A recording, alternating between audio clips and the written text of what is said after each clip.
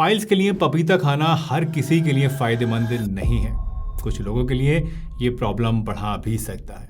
जी हाँ, आपने बिल्कुल सही सुना है और मैं आपको आगे बताने वाला हूँ कि ये किसके लिए सेफ़ है और किसके लिए नहीं। हाय एवरीवन, मैं हूँ डॉक्टर सलीम।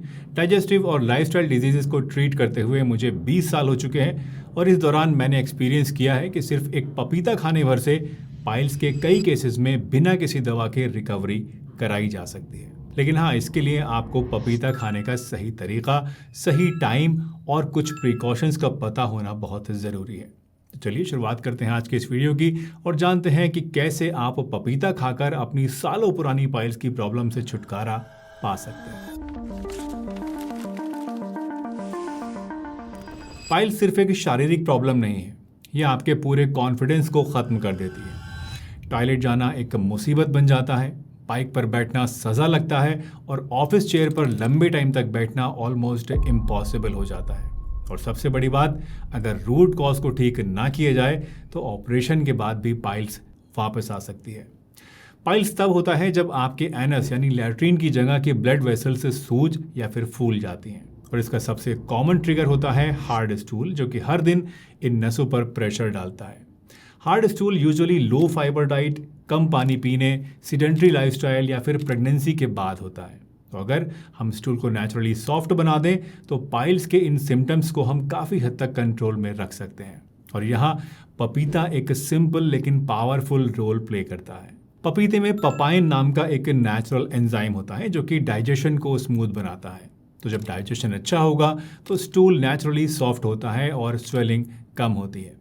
साथ ही इसमें सॉल्युबल फाइबर भी होता है जो कि पानी को एब्जॉर्ब करके स्टूल को जेल की तरह सॉफ्ट बना देता है। और जब स्टूल नरम होता है तो आसानी से बाहर निकलता है, एनस पर स्ट्रेन कम पड़ता है और अल्टीमेटली यही चीज़ पाइल्स की हीलिंग के लिए सबसे ज़्यादा ज़रूरी होती है। वैसे सिर्फ डाइजेशन ही नहीं, पपीता पाइल्स के 3 और कोर सिम्टम्स को भी टारगेट करता है। पहला, बर्निंग सेंसेशन और स्वेलिंग, यानी पपीता के जो एंटी इन्फ्लेमेटरी कंपाउंड्स होते हैं वो सूजन और जलन को शांत कर देते हैं। जो लोग टॉयलेट के बाद बर्निंग की वजह से तुरंत बाथरूम से निकलकर आइस पैक लगाने की सोचते हैं, उनके लिए ये नेचुरल कूलिंग इफेक्ट देता है। अक्सर 1 से 2 हफ्तों के अंदर आपको इससे बर्निंग में काफ़ी ज़्यादा कमी दिखाई देनी शुरू हो जाती है। दूसरा, पपीता आपके इंटेस्टाइन्स को सॉफ्टली क्लीन करता है। ये कोई हार्श लैक्सेटिव नहीं होता जो कि आपको क्रैम्प्स दे, बल्कि एक नेचुरल ब्रूम की तरह, एक झाड़ू की तरह काम करता है जो कि डेली वेस्ट को क्लियर करके पाइल्स के दोबारा होने के रिस्क को कम करता है। और तीसरा, इसमें मौजूद विटामिन सी और विटामिन ए आपकी बॉडी के टिश्यूज़ की रिपेयर प्रोसेस को फास्ट कर देते हैं। बिल्कुल वैसे ही जैसे मरहम घाव को जल्दी भर देता है, वैसे ही पपीता पाइल्स में काफ़ी तेज़ी से हीलिंग करता है। साथ ही इम्यूनिटी को भी ये बूस्ट करता है और इन्फेक्शन होने के चांसेस को भी कम करता है। और ये सारी चीज़ें मिलके आपके पाइल्स की अल्टीमेट हीलिंग में आपकी मदद करती हैं। एक कॉमन सवाल जो कि अक्सर लोग मुझसे पूछा करते हैं वो ये कि पपीता खाने के बाद लगभग कितने दिनों में रिजल्ट्स दिखना शुरू हो जाता है। तो वैसे तो ये पर्सन टू पर्सन वेरी करता है, लेकिन मेरे पाइल्स पेशेंट्स के एक्सपीरियंस से मैं आपको एक रफ टाइमलाइन दे सकता हूँ। पहले 5 से 7 दिन के अंदर आप नोटिस करेंगे कि स्टूल पहले से ज़्यादा सॉफ्ट हो गया है और टॉयलेट जाने में ज़्यादा स्ट्रेन नहीं लग रहा। 1 से 2 हफ्ते में बर्निंग सेंसेशन और स्वेलिंग धीरे धीरे कम होने लगती है। जो लोग पहले दिन भर डिस्कम्फर्ट फील किया करते थे, उनमें ये सिर्फ टॉयलेट के बाद तक सीमित हो जाता है। 3 से 4 हफ्ते में पेन और ब्लीडिंग काफ़ी हद तक कंट्रोल में आ जाती है और रेगुलर यूज से पाइल्स के दोबारा बढ़ने का रिस्क भी कम हो जाता है। वैसे आपकी पाइल्स की स्टेज, डाइट और लाइफस्टाइल हैबिट्स के हिसाब से ये टाइमलाइन सबके लिए अलग अलग हो सकती है, लेकिन अगर आप पपीते को सही टाइम पर सही तरीके से खाते हैं और अपनी हाइड्रेशन और फाइबर इंटेक का भी ध्यान रखते हैं तो आपको नोटिसेबल इम्प्रूवमेंट इस टाइम के अंदर ज़रूर दिखाई देगा। मेरे एक पेशेंट जिनका इमेजिनरी नाम रमेश है, असली नाम मैं आपको प्राइवेसी की वजह से नहीं बता सकता, तो वो 2 साल से पाइल्स के पेन की वजह से परेशान थे। और यकीन जानिए, मेरे कहने पर जब उन्होंने रोज़ सुबह खाली पेट पपीता खाना शुरू किया तो सिर्फ 3 हफ्तों में ही उनका स्टूल सॉफ्ट हो गया, पेन 70% तक कम हो गया और ब्लीडिंग भी बंद हो गई। लेकिन जैसा मैंने आपको वीडियो के शुरू में ही बताया था, पपीता हर किसी के लिए फ़ायदेमंद नहीं है और ना ही सेफ़ है। तो अगर आपको लेटेक्स एलर्जी है या फिर अगर आप प्रेग्नेंट हैं या जिनको पपीता खाने से स्टमक अपसेट हो जाता है, सूट नहीं करता है, उन्हें पपीता खाने से बचना चाहिए। उसके अलावा बाकी सभी लोग बड़े ही आराम से पपीते को एंजॉय कर सकते हैं और ये आपकी पाइल्स में एक गेम चेंजर बन सकता है। वीडियो में आगे बढ़ने से पहले एक ऐसी चीज़ के बारे में मैं आपको बताना चाहता हूँ जो कि पपीते के साथ खाने से ये पाइल्स की हीलिंग को डबल फास्ट कर सकता है। लेकिन पहले गलत टाइम पर खाने से होने वाले नुकसान समझ लीजिए।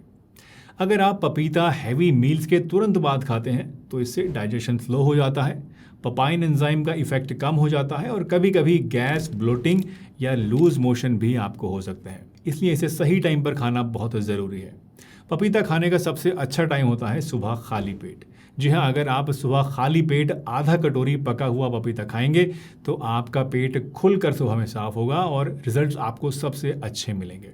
लेकिन अगर आप सुबह में इसे नहीं ले सकते हैं तो रात को सोने से 2 घंटे पहले एक छोटी कटोरी भरकर भी आप इसको खा सकते हैं। साथ ही पपीते के बीज का पाउडर भी आप ले सकते हैं, लेकिन इसके साथ एक प्रॉब्लम है और वो ये कि आपको थोड़ा सा इसमें सतर्क रहना होता है क्योंकि ये सिर्फ डॉक्टर के गाइडेंस में ही लिया जाता है।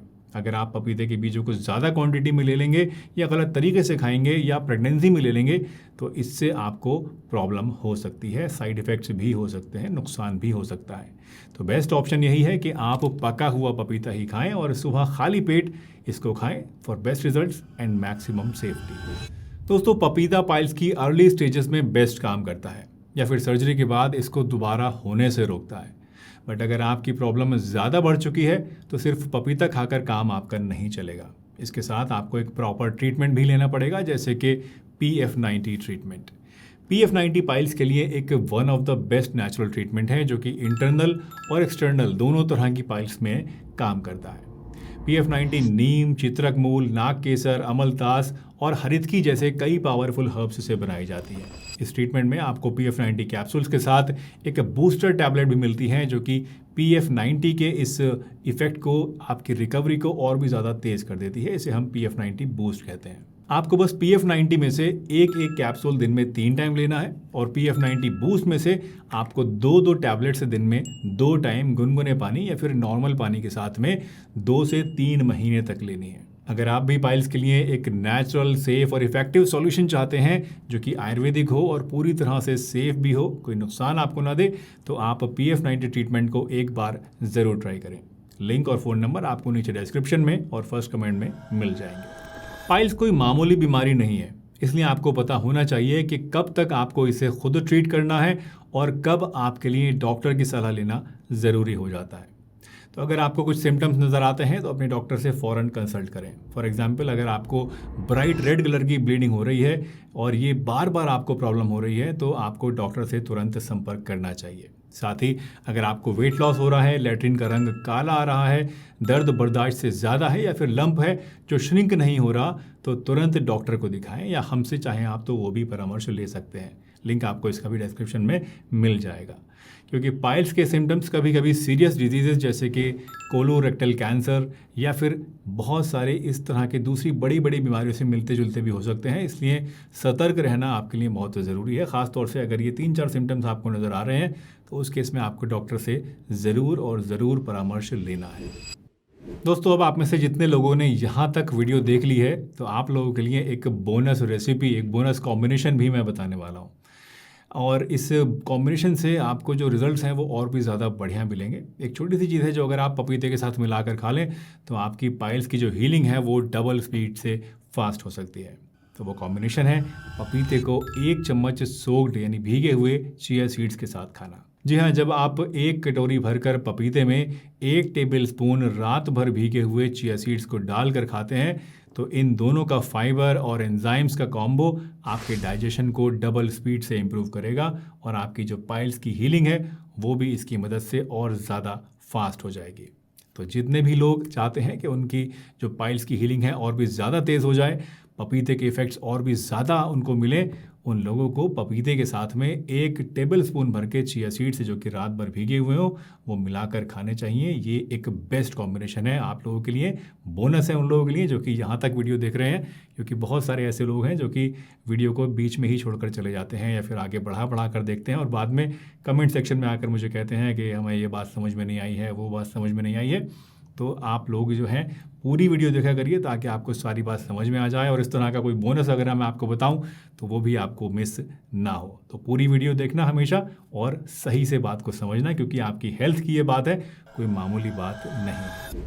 दोस्तों, पाइल्स का इलाज सिर्फ दवा नहीं बल्कि आपके डेली हैबिट्स हैं जो कि स्टूल को सॉफ्ट और डाइजेशन को स्ट्रांग बनाते हैं। पपीता उस आदत का एक टेस्टी, अफोर्डेबल और सेफ हिस्सा है जो कि आपको ज़रूर यूज़ करना चाहिए। तो आज से ही इसको शुरू कीजिए और पाइल्स के दर्द को भूल जाइए। मिलता हूँ एक नई वीडियो में, तब तक के लिए स्टे हेल्दी, स्टे हैप्पी हमेशा।